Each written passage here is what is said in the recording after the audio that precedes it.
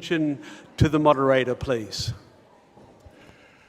Welcome back, Synod, as we gather to continue on our journey, and hope you have had some refreshments, and I'll invite the General Secretary to make an announcement, and then I'll get back to you.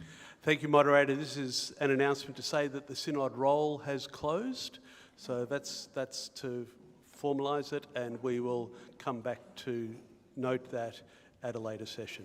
Thanks, moderator. Thank you. And as we continue, I hope that you have been able to familiarise yourself with your table. And if you haven't, we still have time. So please, just for a brief moment, if you haven't talked to or met someone at your table, please do so. And if you do know everybody at your table, then perhaps for today, similar question as what we were talking about yesterday, something that either stands out for you or might be just wondering about in your talks about something today. And we'll get back to you very briefly.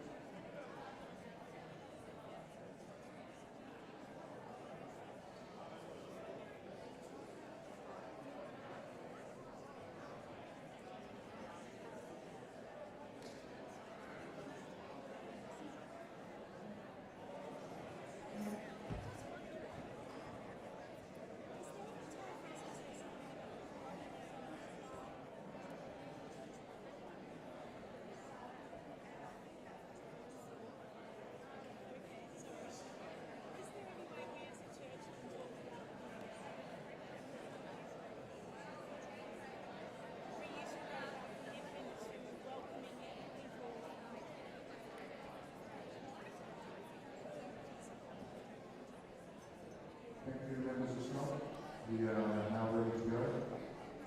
And so I'm going to invite you to just centre your attention, and please, as we continue, I'm going to invite Ian Ferguson, David Fotheringham, and Kathy Halliwell to come as we continue to have further reporting on Faithful Futures and some Q&A in terms of questions for clarification in this information session, this ongoing information session with this one. And so I'll invite them to come. Thank you, Ian. Thank you, Moderator Ian Ferguson, Presbytery of Port Phillip East, Wurundjeri Woiwurrung Country.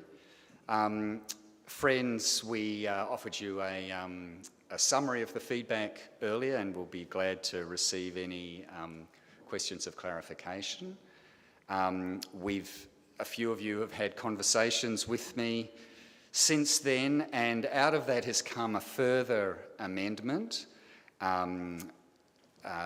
proposed by Elm to help in the understanding of the reporting and management structures for their workers who will be involved in the goal-focused groups. So that amendment is a new number 3 under section C, number 1. There we are. To receive, so this is in relation to the steering committee. Another task for the steering committee is to receive input from the goal focus groups in G below. Okay, so I'm going to, moderator, if with your permission, I will invite David to speak to the summary. Thank you.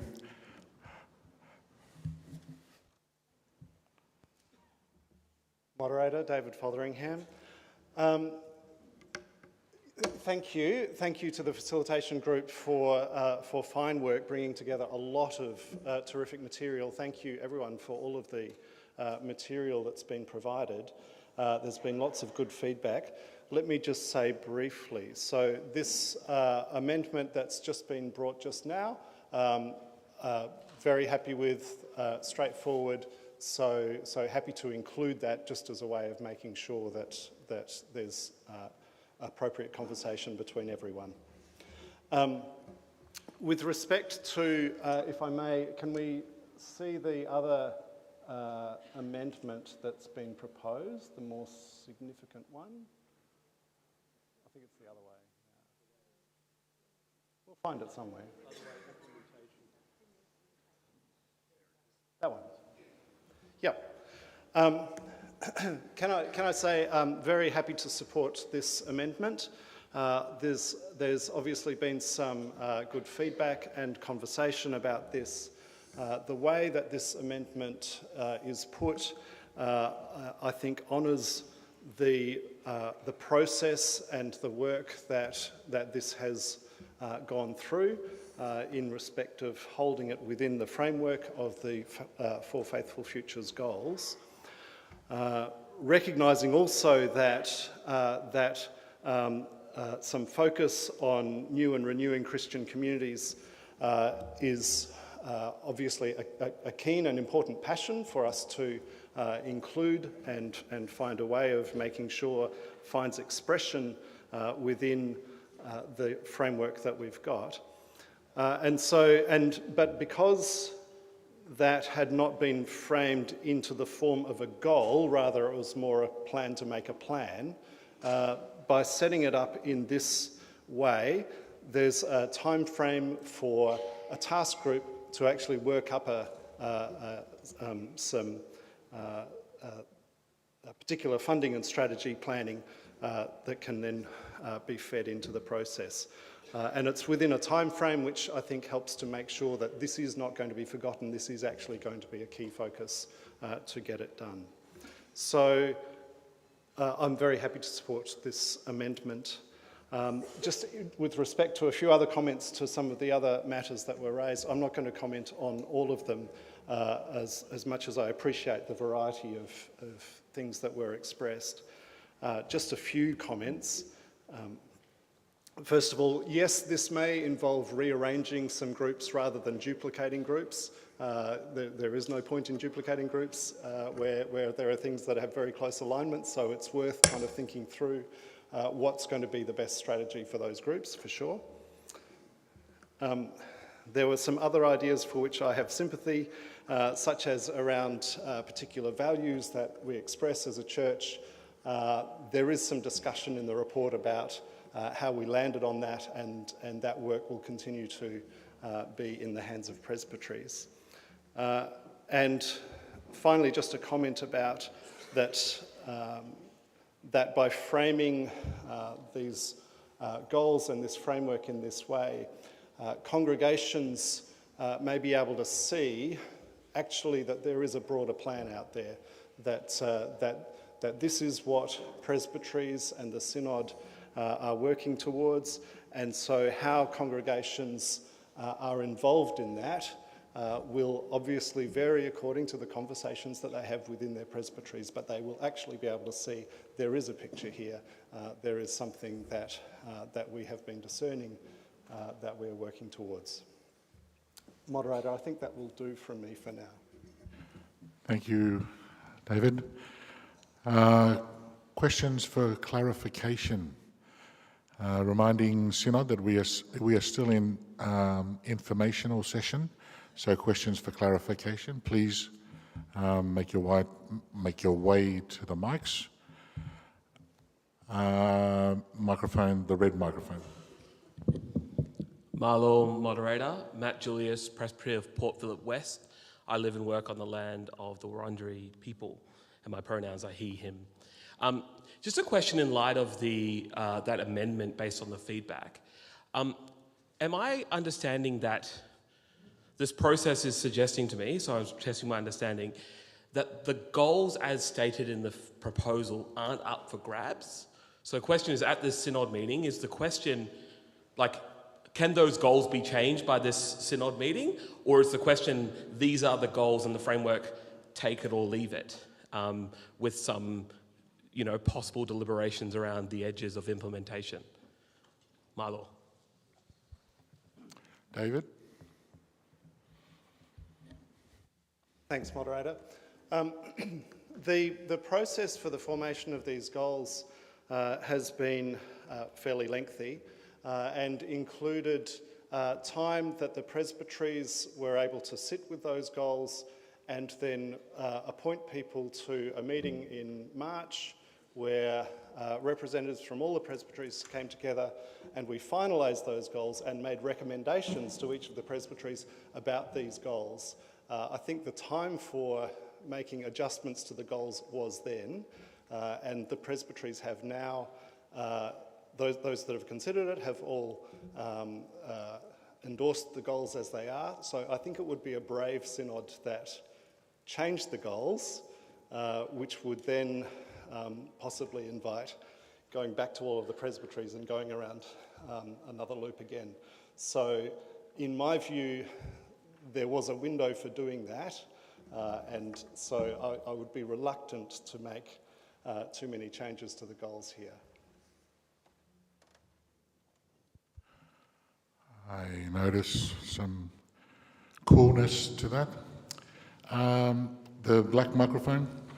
Moderator Hun Yu from Northeast Victoria and living in Bunjarang land.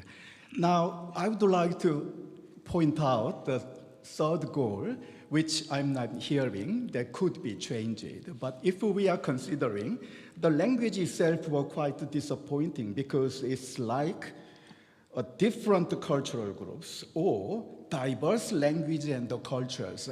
It feels like that we are still 40 years ago when we declared multicultural church. We do not have this jump of that we are all multicultural church. And I do believe we need special training and the support, but in terms of the cultural awareness and the cultural intelligence requires all cultures, not just the majority to minority. However, unfortunately, this sentence almost like indicate majority helping minority. So we need to actually get out of this old paradigm of the strong helping minority, but actually cultural intelligence and the decolonization process requires to everyone. Thank you. See some warmth on those comments. Just reminding Synod that there will be a deliberative session later on. Some questions for clarification. Microphone, the black microphone. Sorry, black, yes. Thank you, moderator. I'm still Kate Scull.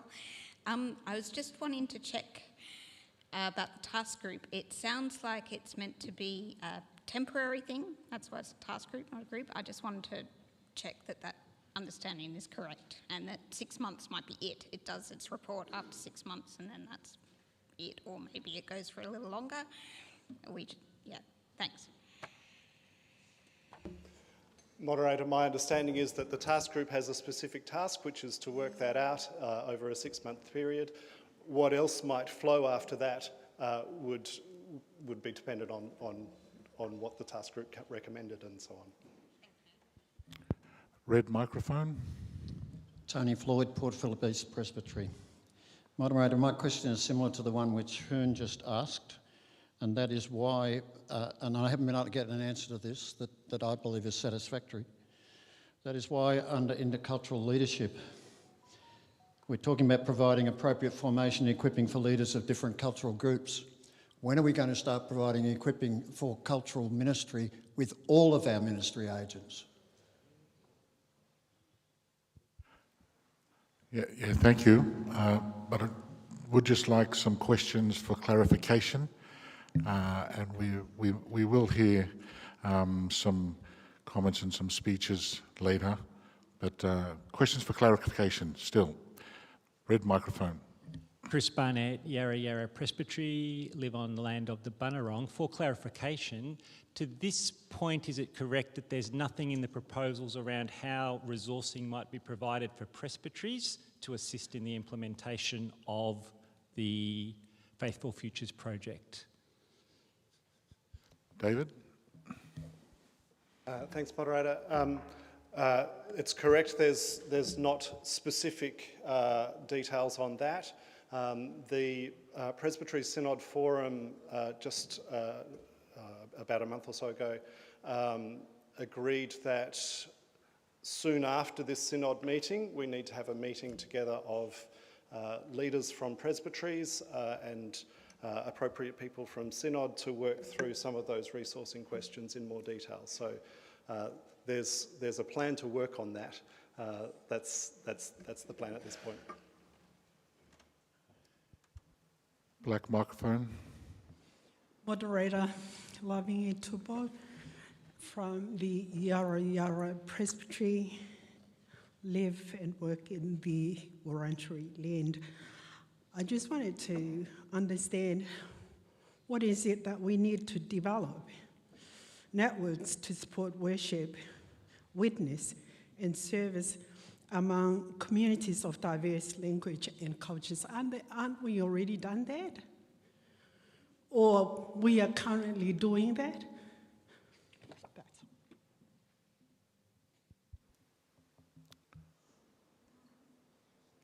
David?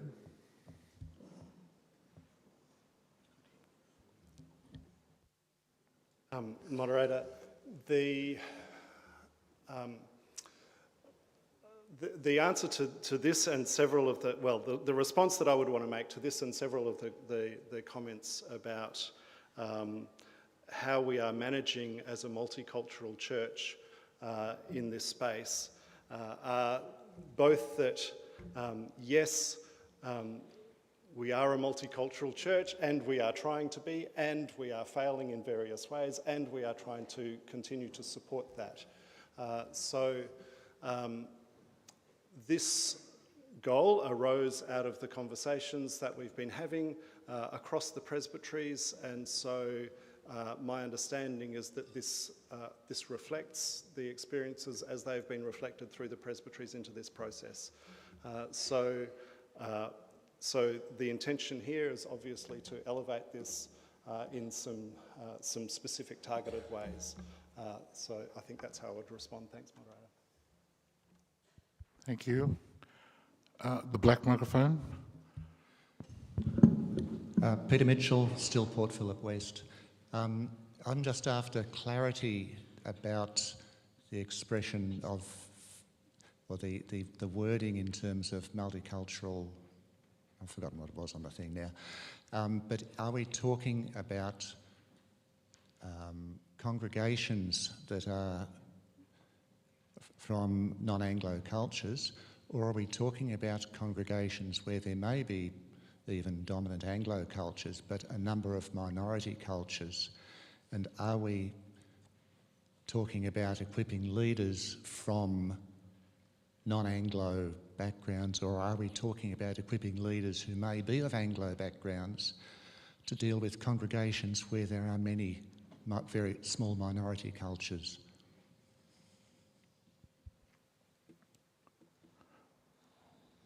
Would anyone like to respond? David? Moderator, thank you. Perhaps the other thing that I should add is that the development of this goal has also been in consultation with David Kim in Elm and Nia, and it would be true to say that I think it is mostly focused on non-Anglo dominant communities of faith, rather more than the mixed communities of faith, if I could say it that way.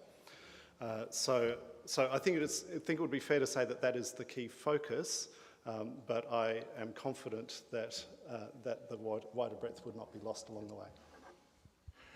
We'll take these last four questions and then reminding the Synod that we will come back to a deliberative session, but this is still in informational, and so we need concise questions around clarification on the amendment and the proposal that's before us.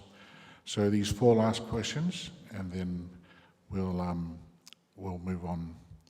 Thank you. Black microphone.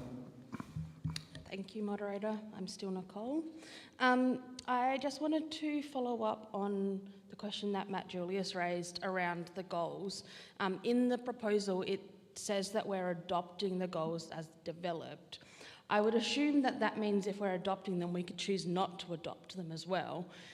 Just because they've been developed in progress doesn't mean we necessarily have to adopt them as is.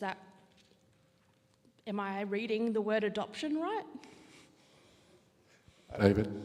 That is correct. The Synod could choose not to adopt the goals, that is quite correct, but the proposal is that we do so, bearing in mind that presbyteries have worked through this process as well. Red microphone. Geraldine Leonard, North East Victoria. I wondered, Moderator, whether we could have some clarity between the role of the Faithful Future Steering Committee and the Presbytery Synod Forum. How they sit together or not, whether one replaces the other. David? Moderator, if I recall, we had this conversation at the Presbytery Synod Forum, and my recollection, I could be corrected on that, because I think we've certainly spoken about some of the other things that we've been doing in parallel with PSF, such as the Faithful Futures itself. But the Presbytery Synod Forum is free to consider whether they still consider themselves an appropriate way to work. So if the Presbytery Synod Forum wants to work differently in the light of this, they can. But at this stage, in the same way that the PSF resolved that the best approach to doing strategic work would be to appoint particular people rather than just those who are on PSF, you could take this same approach. I'm sorry, Moderator, I've made a bit of a muddle of that response, and I feel like I could sit down and probably do better. I'll invite the General Secretary to make comment. Thanks, Moderator. I speak as the Secretary of the Presbytery Synod Forum. At a meeting earlier this year, the Presbytery Synod Forum had a discussion about, in light of what's proposed for Faithful Futures and establishing a steering committee, had a discussion about whether or not it considered it still had a role and a purpose in light of the steering committee. At that meeting, it was decided that, presuming Faithful Futures is adopted by the presbyteries and by the Synod, the PSF would continue to undertake its responsibilities. We have terms of reference which are much broader than only applying to Faithful Futures. So the PSF determined that it would continue to meet for at least 12 months after the adoption of Faithful Futures, and then assess whether or not it will continue to do its work. Thank you, Moderator. Black microphone. Moderator Innes McLeod from Port Phillip East.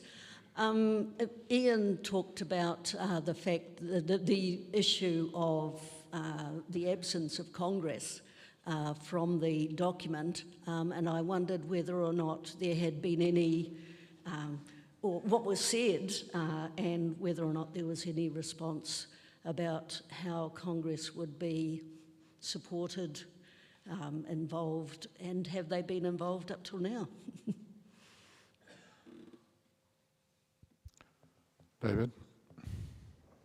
Thanks, Moderator. The Congress has been, couple of things. The Walking Together and Covenant Committee has been kept abreast of how this has been working out.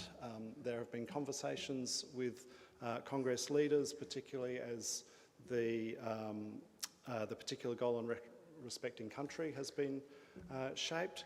And so it is true that there is no direct reference to Congress on that page, and I don't think I've got any further comment to make about it. Thanks, Ennis. A final question, the red microphone. Thank you, Moderator. Narelle Collis, Presbytery of Port Phillip West. I'm wondering if there can be some clarity given on section E about the leader. Point 2, as this person will be dealing with presbyteries and other ministry contexts, I'm wondering why they're not going through the normal placements process and that they're going to be appointed by one person.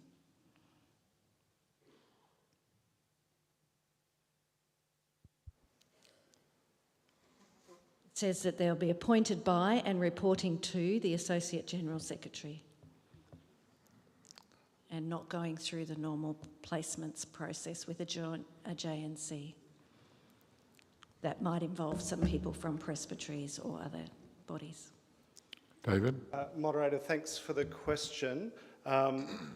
The key part in my thinking, the key part in my understanding was about the accountability piece.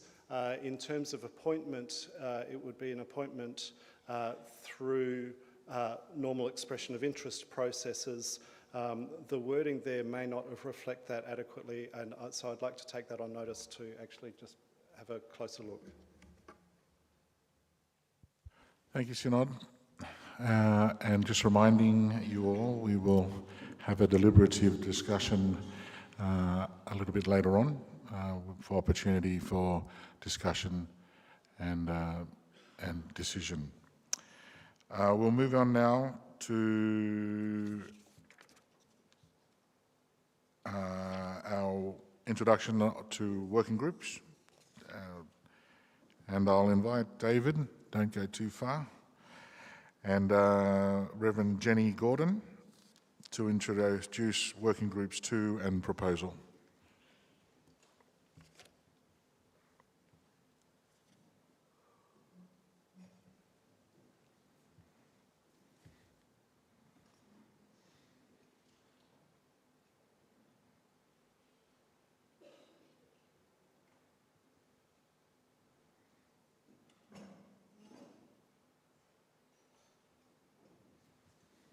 Thank you, David. All right. Thank you, Moderator. Members of Synod, this is Proposal 7, which is about response to Uruk and truth-telling. The preamble to the Constitution of the Uniting Church in Australia notes now, the revised preamble, notes that when the churches that formed the Uniting Church arrived in Australia as part of the process of colonisation, they entered a land that had been created and sustained by the triune God they knew in Jesus Christ. I'm not going to read the whole preamble, but though I do commend it to you, but I do also want to pick up these parts. Some members of the Uniting Churches approached First Peoples with good intentions, standing with them in the name of justice, considering their well-being, culture and language, as the churches proclaimed the reconciling purpose of the triune God found in the good news of Jesus Christ. Many in the Uniting Churches, however, shared the values and relationships of the emerging colonial society, including paternalism and racism towards First Peoples. They were complicit in the injustice that resulted in many of the First Peoples being dispossessed from their land, their language, their culture and spirituality, becoming strangers in their own land. The Church is a beneficiary of historical injustice. The Church is not the only such beneficiary, but we are one. The ways in which the Church has been a beneficiary include the fact that land was taken over by the government, stolen, and some of that land was assigned to churches with no compensation to First Peoples. The Uruk Justice Commission has explored a broad array of truth-telling, including stories of the missions and stories of the initial and ongoing impacts of colonisation. This First Peoples-led commission has made a recommendation to the churches to which we need to respond. Even without their recommendation, we have a moral responsibility to know and respond to our own history. We have a vision for community, compassion and justice in which First and Second Peoples walk together, so we must respond. We're going to spend some working group time on this because it's important for the Synod to consider our response well. This is not just something to which 2 or 3 white guys can give a response. Can you imagine if the General Secretary and I had said, well, this is what we will do then? We need a serious response and a substantive response, but it can't just be a colonial response. This is going to need conversation and engagement with traditional owners and stakeholders across the church. The proposal has 3 parts. Firstly, welcoming the final reports of Uruk, commending the reports to the church and noting the specific recommendation for the churches. Secondly, asking the Synod Standing Committee to establish a working group to develop a robust response, not just to the Uruk recommendation, but to other relevant matters related to truth-telling and historical and ongoing injustice. So that's about giving the group a wide scope. Thirdly, providing guidance to the group regarding necessary consultations and partnerships and ensuring that those consultations are well resourced. Throughout the process of engagement with Uruk, the Synod has sought to be both engaged and cooperative because we recognise the deep significance of this work for us and for the whole community. We need to hear how we are being called and challenged, hear the Spirit's voice and call, and understand the costly opportunity that is before us. The working group time today is designed to allow for some reflecting on this before the proposal is brought back to plenary in due course. Moderator Jenny would like to bring a second.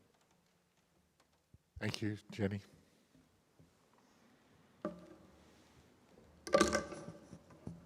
Thank you, Moderator. Are you awake? Are you awake? Because you better be, because you might be surprised to know that I believe that this is the most important proposal that's coming before the Synod meeting. This is the proposal that shows whether we're willing to stand up on our own grown-up 2 feet and to walk the talk. Our moderator reminded us in his opening reflection that our covenant is not simply a symbolic gesture, and that as pilgrims of the Spirit, we are not defined by what we protect. I agreed to second this proposal because there's one particular line in the Uruk Recommendation 19 that speaks to the churches that says, consistent with their commitment to First Peoples. Did you hear that? Consistent with their commitment to First Peoples. So let's just have a minute to share what the Uruk Justice Commission's website gives context to this. Uruk's mandate was to promote truth, understanding and transformation. Uruk's work to achieve these goals prioritised and centred First Peoples' voices, experiences, cultural and human rights and their right to self-determination. Uruk created a lasting public record about what happened in the past and is still happening, how it came to occur and who's responsible, and it's drawn on a wide range of sources and taken a holistic approach that recognises the diversities, commonalities and continuities of First Peoples' experiences. Uruk listened to the voices of First People, heard about their experiences and how culture has evolved and survived amid trauma. Sharing these stories helps the broader Victorian community to understand the links between past, present and future.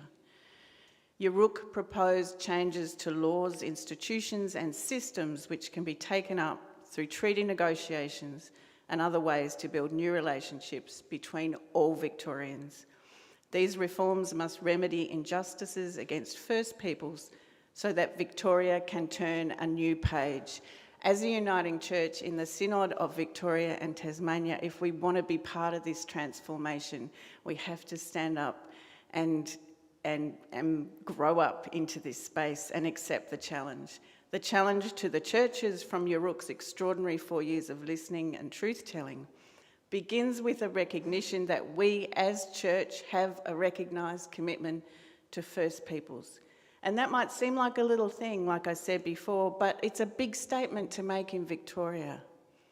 So now it's our turn to listen and respond, to listen to what we're being asked to engage with, the truth of our history, however costly, in order that we might understand, to take seriously our responsibility, to be part of the broader transformation that's possible for us all. We are pilgrims of the Spirit walking together. We are first and second peoples, here, now, meeting together, discerning together. Through the work of the Yuruk Commission and the treaty process, truth has been spoken, understanding is growing and transformation is taking place.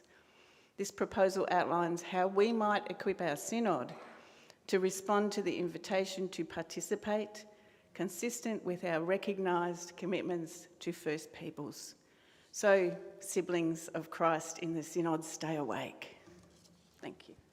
Thank you, David and Jenny. And I invite the Synod members to engage in those conversations in your working groups. I'm going to hand it over now to Sue to bring us some announcements. The UAICC have placed cards on your table for you to offer a note or story about your engagement with Narana, so that they can gather those as part of that history and also to pass on to Uncle Vince. So if you use those, drop the written on ones back to table 2, that would be great. If you could head to your working group as promptly as possible, and then straight after working groups we break for dinner and return to this hall at 7 p.m. So please be back here by 6:55, that'd be great. Thank you, Moderator. But don't go yet, folks. There's one further announcement. Thank you. Today is Frontier Services Sunday. This is an opportunity for all of us across the country to give thanks for the way Frontier Services accompanies and cares for people in remote Australia. Acknowledge that we have with us, as a member of Synod, Reverend Deacon Peter Harvey, who is a long-term bush chaplain, currently in placement on the west coast of Tasmania, and a Frontier Service store, and there is a Frontier Service store downstairs that you can visit. Thank you, and you can go to your working groups and engage in conversation and discussion. Thank you.